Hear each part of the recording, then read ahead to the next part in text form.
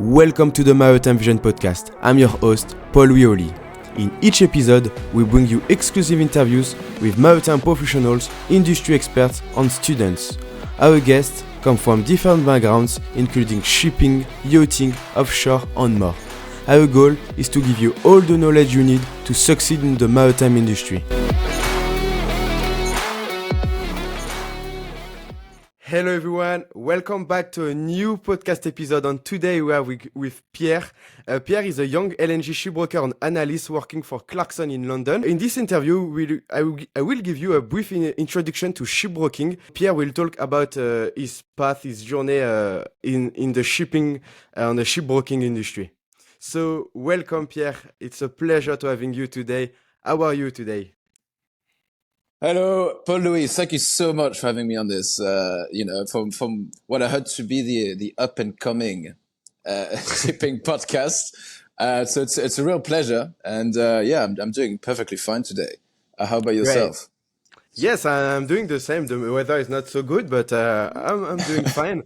And I would like to ask you the first question, which is, can you introduce yourself, please? Yes, of course. So my name is Pierre Poitrinal. I'm a shipbroker and a commercial analyst at Clarkson's LNG on the chartering side. So I started 14 months ago. So brief but sweet. After finishing my master's in shipping, trade, and finance at Bayes Business School. Okay. So that's that. Yeah.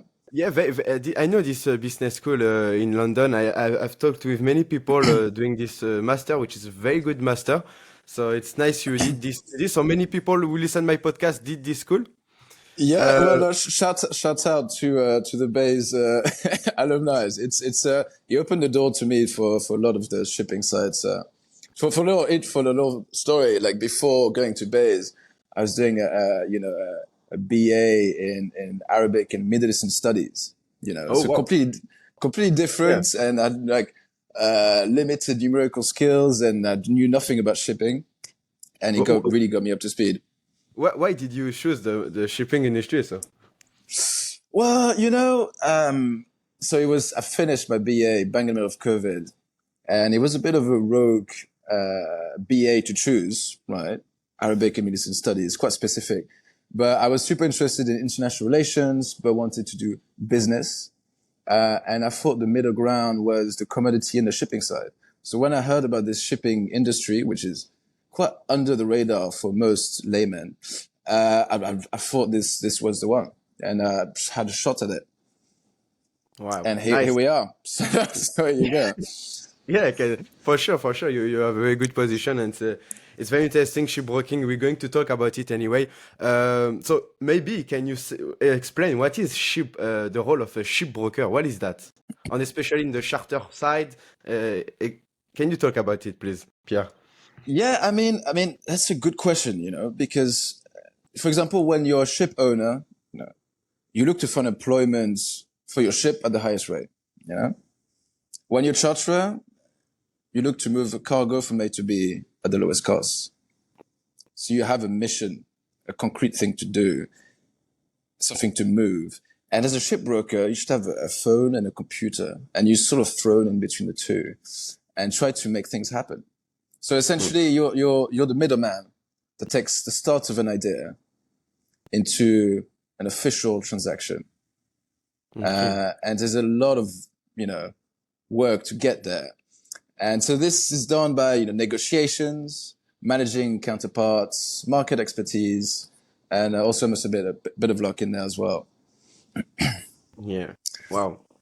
I imagine the network is it's very important actually, because you need to know ship owners, you need to know many people in the industry to make things happen, to fix the contract. Exactly.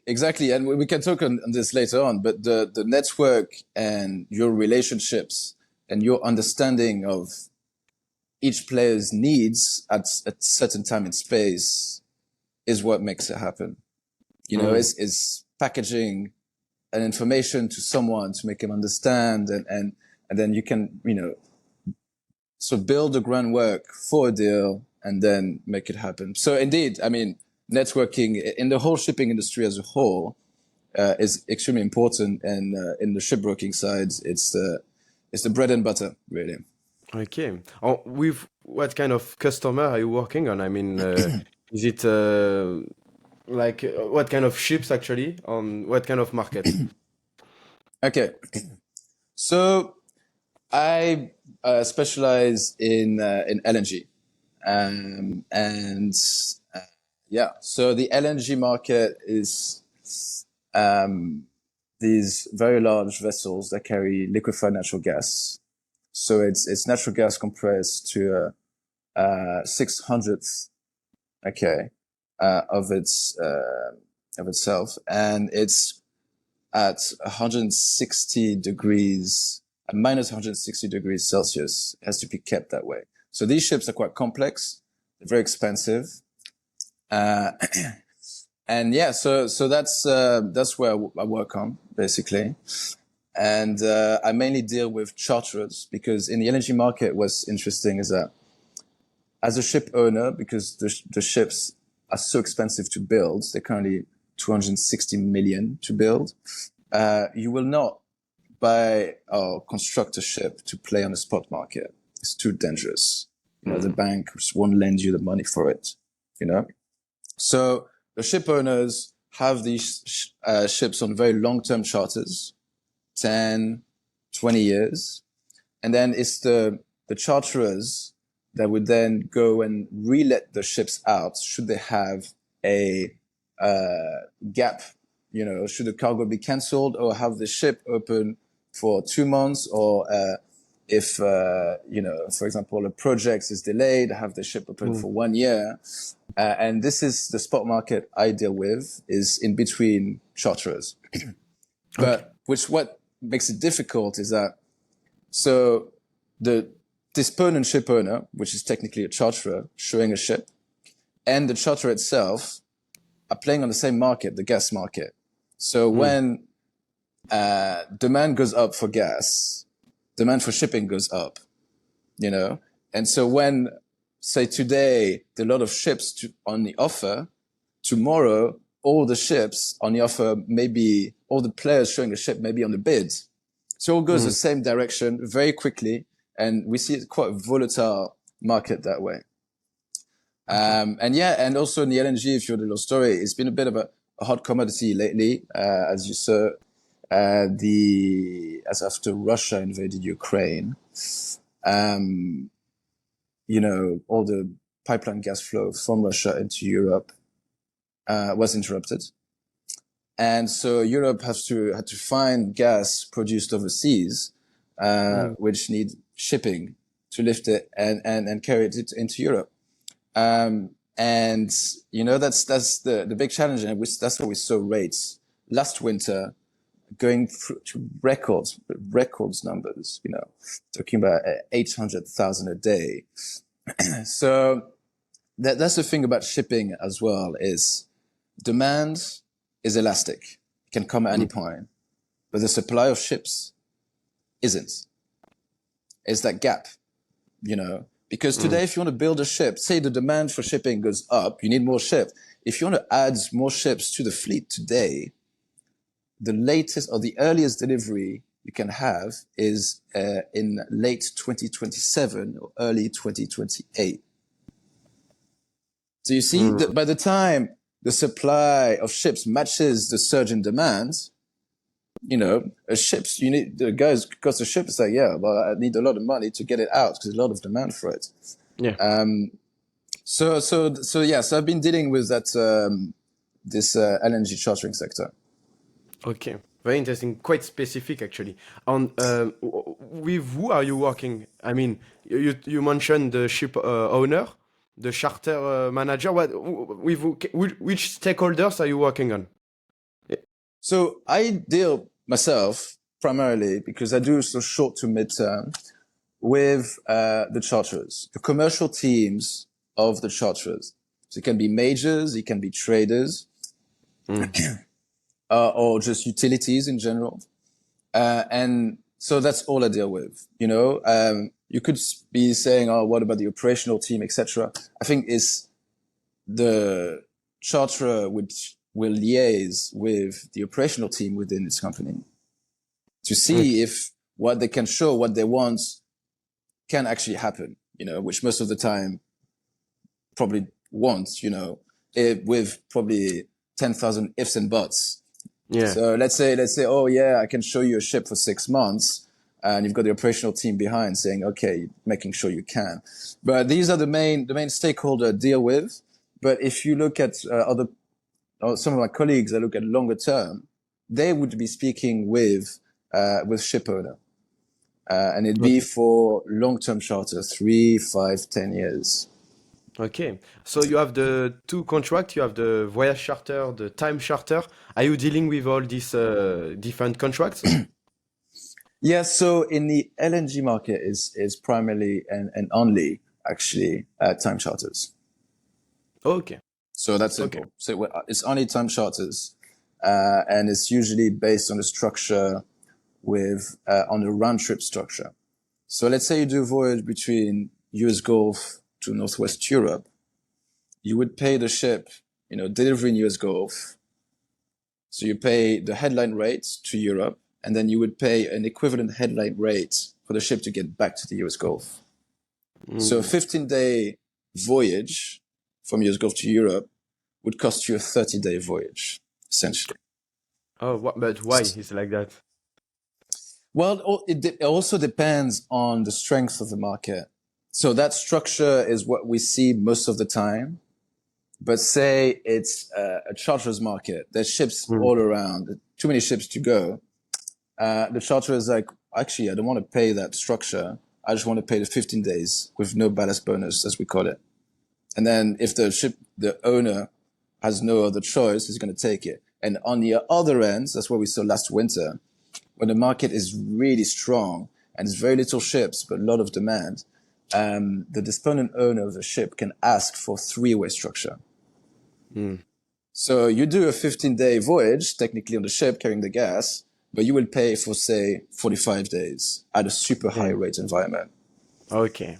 Okay. So yes, you see, so it's like, on a contract where you can discuss on the rates flat, or you can discuss on this structure, positioning fee, ballast bonus, and others. So I want to ask you another question. Is the location of the vessel very important when you consider a time charter contract? Of course, the vessel has to make a certain laycan and has to make a certain discharge. And more often than not, the vessel shown, because it's a disponent owner, the guy showing the vessel to the guy offering a vessel will need the vessel back for another cargo themselves at a certain date, called a backstop. So the location of the vessel is extremely important, of course. But as I mentioned with these structures, the ballast bonus, positioning fee. So, for example, you say US Gulf, Europe, back to US Gulf. The ship doesn't have to go back to the US Gulf. You have to pay the equivalent rates as if you did. So you can do anything you want after the discharge of the ship. Okay. Just a contractual structure that way, I guess. Okay, very interesting. Okay, I didn't know about it. And you say you work with the chartering team. What about selling and buying and selling ships? Is it a part of shipbroking? Because you have chartering part, and I imagine you have as well the purchase of ships. So yeah, I mean, here in this company, broking covers everything. It's crazy. Like sometimes even tug ships are being brokered, if you want to know. So we cover all sorts of transactions from new buildings and sales and purchase. So what the brokers, I haven't got much exposure to this, but from what I know, the sell and purchase brokering side, what they do and the service they provide, first of all, which is extremely important, is that they price your ship. So evaluation. Say it's an evaluation. So, and if you want to price your ship secondhand, you go to brokering shops or you go to multiple brokering shop and you do the average. And you start from there. And then then it's a bit like chartering, you know, you trying to reach out to the right people and come up with a coherent plan as to, let's say, why you should buy this ship or why you should sell this ship, or and at what price, and does it make sense, and is the price going to go up, is it going to go down, is it the right timing? So yeah, we definitely do that. Okay. On the LNG, actually, well, yeah. On the LNG sides, the S&P market has been growing quite a bit. It used to be completely dead. But the smaller and older ships, especially for the 138,000 cubes to 150,000 cubes, there's a bit of demand for it. There's a bit of demand. So we're seeing slowly and surely some transaction on that end.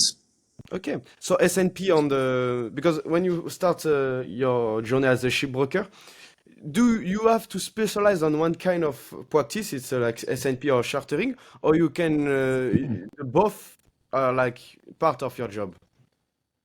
I mean, it depends on the structure and the company, really. On our desk, for example, we can do some S&P. Okay. But maybe in other desks or in other companies, it's a clear separation.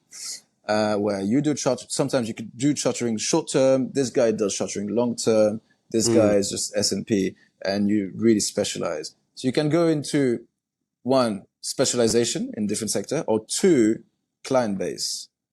Oh, So let's say your client wants to build a ship, you do the new building. If he wants to sell the ships, you do the sell the purchase. If you want to charter, you do the charter. It's a different structure to look into. okay. Imagine when you start in the industry, it may be better the chartering part because S&P, I think you need a big network database. Exactly. Yeah. Exactly. But, you know, obviously, if you work for a broking firm, they have a lot of expertise, a lot of support, you know. So what you can have is you find a ship for sale and you send it to the other team and it does it all for you, but you still liaise between your counterpart and the S&P team. Okay. So there's always a lot of resources within broking companies. Each one of you can find expertise in any sort of sector here, which is good. Okay, very interesting. And what about the different type of shipbrokers? So we have the dry bulk, tanker. For you, it's LNG. What are the difference, if you know? Now, yeah, of course. I mean, each sort of sector is different, right? Each sector goes through their own cycles and have a different fleet outlook. So they would be doing similar things as I'm doing, but maybe under different contracts, for example, voyage charters and others. Or maybe they'll be split in different ship sizes. In dry bulk or tankers, you can specialize in Panamax or VLCCs. So you have brokers who specialize in one ship size within one sector because the sector is so big. There's enough liquidity to be able to sort of separate the brokers in that way. But for us, I mean, the market is very slowly. It's not that many ships around in the LNG market. So we just do all ship types, really. Okay. Yes. Makes sense. But Clarkson, you have very big company, so you have the abilities to make like to not be specific, but have access to the entire market. And now I want to ask you this question regarding the qualifications to become shipbrokers. What kind of abilities you need to be a good shipbroker? So, I mean, to be fair, I think shipbroking is the best way to get into the shipping world. And what you need is, like, first of all, obviously, if you want to start, you'll have to do the juniors work, which is a lot of Excel, data entry, data treatment, and whatnot. So I think basic IT skills, or at least eager to learn on that front, would be good / necessary. Otherwise, yeah, you have social skills, because, you know, you'll chat with clients, and if the client doesn't get on with you, or at least get on with you at best, like you, they had no obligation to pick up the phone with you. So you need to have some social skills and try to reach out to these guys. And also like soft skills in a way. Be very strategic in the way you approach an opportunity, a deal, and communication is key. And you have to be able to package information and understand how to react to certain situations. And finally, I think I don't know if everybody agrees with that, but creativity, I believe, is super important. Because creativity, and what you really do is try to find what your client's needs are and find a creative solution to fill that need. And the more creative you are, the more value you will add to your clients, So I think creativity is what will make the cut, Okay. But yeah, I think I think it's very accessible to everyone, and everyone will have their own style of broking. But yeah, I think just eager to learn, have some basic IT skills, understand macroeconomics as well, because you need to understand what drives the demand for the commodity on which your ship is lifting. You know what I mean? On what, Yes, so you need to know the market on, in the macroeconomic side. Yeah. Yeah, because shipping is a derived demand. You see, for example, on the gas market, if it gets super cold in Europe, the gas for heating, the demand for gas for heating will go up, and the need for gas will increase, and therefore the need for shipping will increase. So it's always derived to the nth degree sometimes. But you need to really have a good grasp of this and understand also a bit of geopolitics. Like you need to understand what a black swan event, how can a black swan event affect the freight market you're dealing with? Because your clients are going to ask you. For example, in the LNG market, we had these Australian strikes, union strikes for some of the biggest LNG export terminals with Chevron. And they were threatening to completely shut down these facilities, which would mean approximately 10% of the world's LNG export would be off the market. And you're like, okay, what does that mean for shipping? What does that mean for the Atlantic market? What does that mean for the long-term market? What do you advise your clients to do a deal now or to wait? Do you expect the rates to rise or not to rise, depending if it happens or not?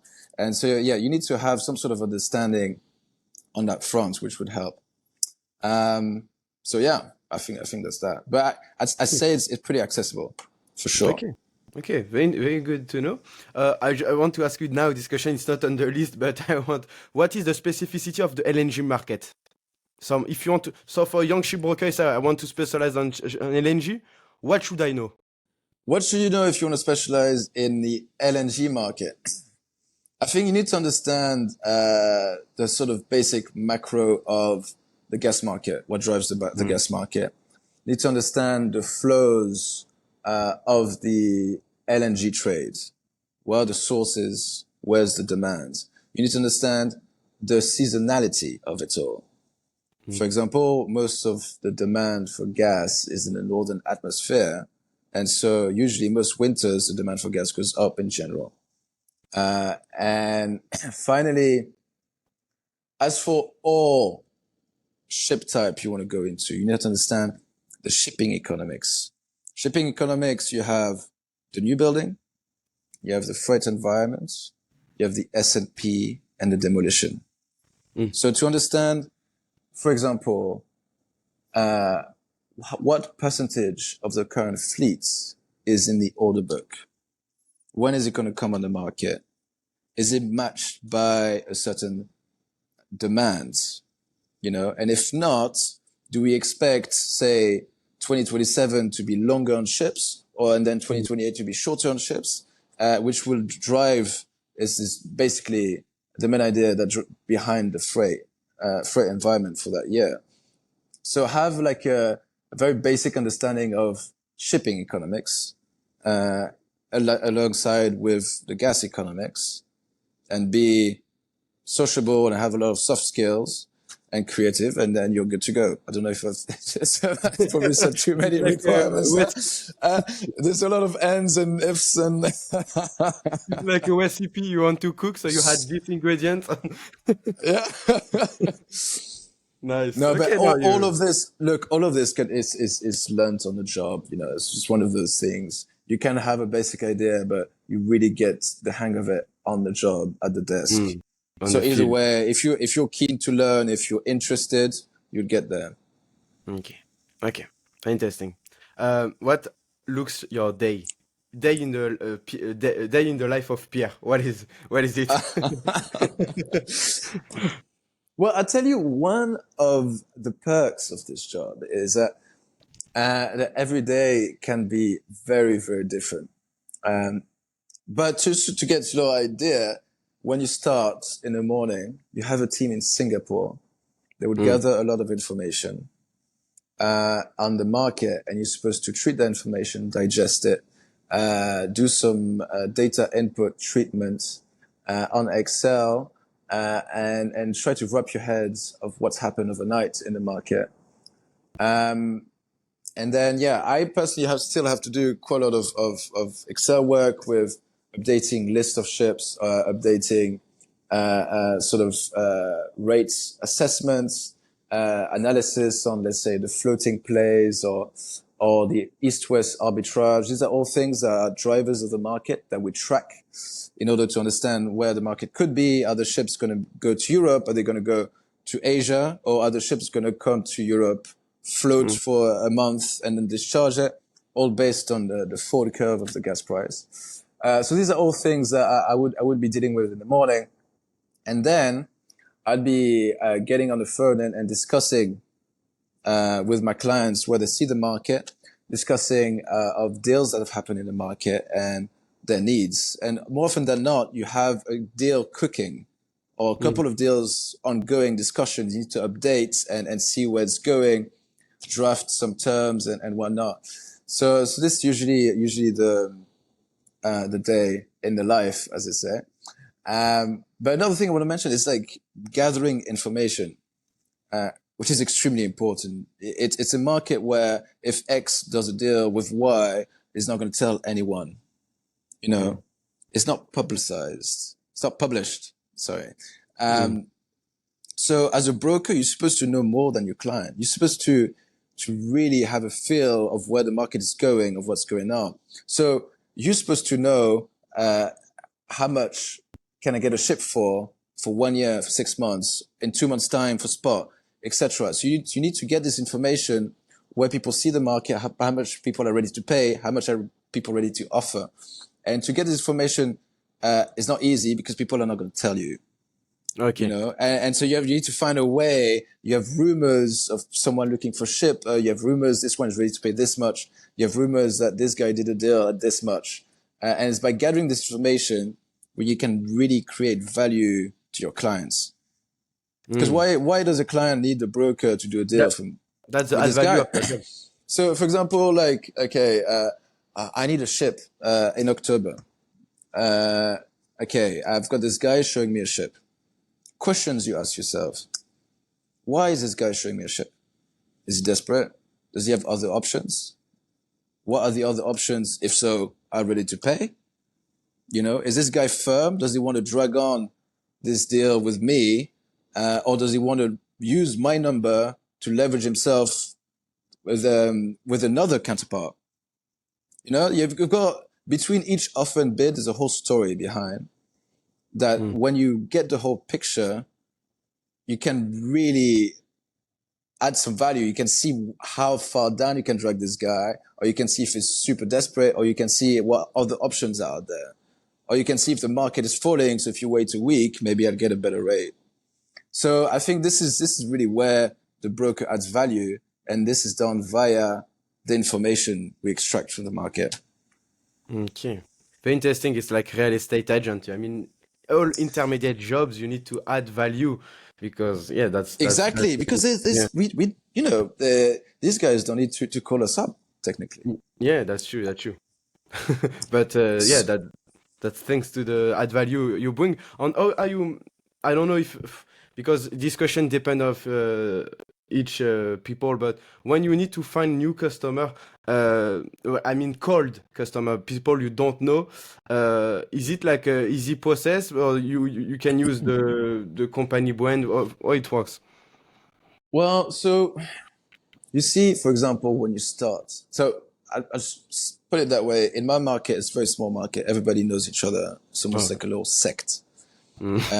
So LNG players, it's quite capital intensive. Not everybody can get into that market. So we know all the players out there. You know, they all have their characters, they all have their needs and etc. So when you start, your colleagues will know everyone. Everybody knows everyone. But you still have to build your client base, you know, and that's a bit of a challenge. It's not cold calling because you know about the guy and you can introduce yourself. You're the colleague of X. I know this guy. You have 10 people in common, you know, etc. But it's like, why would this guy choose you as a broker? Imagine you call this guy up. He's got 5 other broker. He or she has got 5 other brokers to speak with. Why speak to another guy? You know, why are you not wasting my time? Another situation. This guy has been using the same broker for 5 years. You know, 5 years. He or she trusts him with his life. He's done great deals for him or her. Why pick up the phone to you? You know, what added value can you get or can you give? So this can be a bit of a challenge, and you can call it cold calling when it's at first. But the thing is that it's not really, because you know the person and they know you indirectly. So you need to bring value again, to add value. I know add value is like, I don't know what it means here, but they say it all the time. it's adding value. It's so vague. But no, you need to bring something interesting on the table. You need to know something that no one else knows that can really help him decipher what is going on the market or what opportunity can he get. So this is how you catch the attention of your client. And if you keep providing this information, he's going to come reliant on you for information. And then you can really start a trust process when it's going to slowly,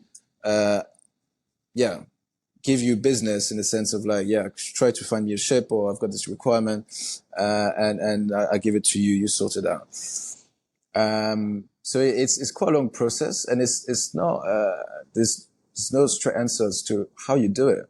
It's each his own. It's a very personal style, sort of job, which can be one of the challenges, to be honest. Very interesting. I want to ask you 2 last questions. The other question, which is, when you want to start to work as shipbroker, what kind of how can I say, opportunities you can have? I've seen you have junior shipbroker, you have trainership, these kind of things. What advice can you give to someone who, after studies, who say, I want to become a shipbroker, but I don't know how to make it? So look, I mean, so do you want me how to access that job? Yeah, how to access, Or, actually. Yeah. Mm. well, look, I got a friend of mine that did not know anything about shipping, and I sold him the idea and the industry, and he was like, "Oh, I'm so keen to go and do it." And what I told him to do is to just get on LinkedIn and try to chat to people, try to get a phone call, try to get a coffee with the guy, try to get a beer maybe, and really keep chatting to this guy, ask questions. I'm interested. Can you talk to me about your position? And you're going to sort of chat to a lot of different types of brokers from different companies. And when you're going to get your own network, next time you go meet one of the brokers and you're like, oh yeah, I've chatted to this guy, works at this company, he's saying this, he's saying that. And you're going to be slowly in it. So in a network, and they're going to be like, okay, you know, this guy knows industry, knows a lot of people. Yeah. And thereafter, literally the job will unveil itself to you. they were like, "Oh, yeah, I heard this company was looking for a junior broker. I can give you this guy's email. He can get you in an interview, no problem." So that's exactly what happened to my friend. It took him a month and a half. He's now working at a competitor in dry. He's doing exceptionally well, but was better than me in such a short time. So it's that easy, you know. It's really try to get hold of people. It's a very sociable job. Jobs, yeah. Everybody knows each other, so you Yeah. just got to speak to them and see where it gets you. But yes. And once, yeah, tell me. No, go ahead. Go ahead. But once you're in there, you will start by doing some Excel work. They won't really trust you with clients first or with good clients because you really have one shot at it, you know. Like, Mm. call the guy up. If you don't feel the connection, if the guy's like, I don't know about this guy, like it's a no-go. So you really want to prep up before having interface chats. And it can be quite high level as well. You don't want to, you know, send a guy speaking to clients without him knowing much about it. Although that depends on the market that's in the LNG anyways. And thereafter you get the trust of your colleagues, bosses, and they're going to introduce you to some of the clients and get that going. And where the direction goes internally for you career-wise is that, you know, you get better and better clients, more and more deals. You focus on the more long-term stuff, so much bigger deals. You can go into new building even, which is super interesting. So you can do that. Or if you want to get a foot in the shipping industry, as a broker, I'll tell you, you're bang in the middle between the supply and the demand of ships. You know the whole market. You get really to understand what's the behavior of a charterer, what's the behavior of an owner, how the process and contractual process works. With these skills, you can be a reasonably attractive candidate to jump to other different side of shipping, Mm. you know, to a ship owner, to a charterer, etc., etc. So, you know, if you're unsure, you know, do shipbroking and then see where it gets you. Very powerful advice you gave because you know, Yeah, link, yeah. yeah, For yourself, maybe. yeah. I will delete this part and keep it for me. But LinkedIn is so powerful. I mean, yeah, it's very powerful. And yeah, all the jobs I had in the past is thanks to LinkedIn. I mean, exactly how you describe it. Last question. Can you Tell me. describe a little anecdote you had in your life or in like a journey in shipbroking?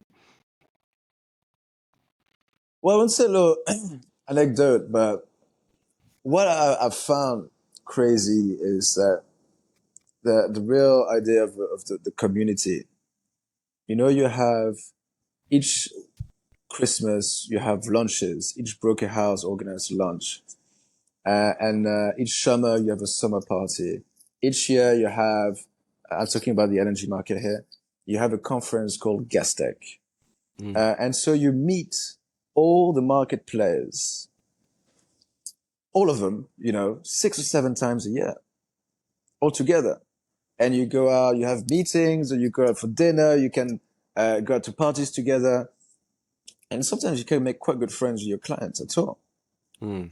And so that's what I found fascinating is that you really put in this small community where everybody knows each other. There's some drama. There's like, and so it's really quite funny to get involved. So yeah, that's something I did not expect, or the extent of it, I did not expect for sure. Wow. Um, so yeah, I mean, yeah, That's the place to be. I get, yeah, I'm trying to convince you to join, by the way. If you Yeah, hadn't realized by now. for sure. Yeah, and very interesting. Very interesting. But again, you know, like, I mean, some in the industry may say I've overthought this whole broking process. Some may say I've only scratched the surface. But that's because, you know, it's really each to their own style, the way they see it. It's Mm. quite reflective of it, right? Um, but it's a good industry to get into for sure. Yeah, yeah. I'm completely agree with that. Thank you, Pierre. You bring many value on on this podcast. Beautiful. It's Yeah, always a for pleasure sure. for you here, Paul-Louis. Yeah, thank you again. Or your podcast takes off and, shipbroking is not needed any longer. Yeah, for sure. I have many interviews with shipbrokers still, with different. I Ah, have tanker in the tanker side. What else? More like normal market, like dry bulk. I have. So I have yeah. on different place in the world. Dubai. I have Oslo as well. People in Oslo. Very interesting. No, that'd be good then. That'd be good because it's same but different. You know, Yeah, you see what I mean? Like And each you'll see a person lot of is own. similarities. No, but within sectors, there's a lot of similarities. But if you go to the depth of it, it's actually it's a completely different Yeah, thing. yeah, for sure. Nice one. Well, Paul-Louis, I wish you all the best with this podcast, and I wish I had that when I was learning or trying to find a job because it's very very useful. So Thank, yeah, thank, all the best to you, Paul-Louis. thank you. Same. Bye bye. Bye now. Thank you for listening and watching this episode. We are looking forward to bring you more inspiring stories from maritime professionals, experts, and students. Do not hesitate to leave a review on Apple Podcast and subscribe to the YouTube channel. Your support means a lot to us, and it greatly helps in our continuous growth. We're committed to bringing you more exciting episodes with passionate guests.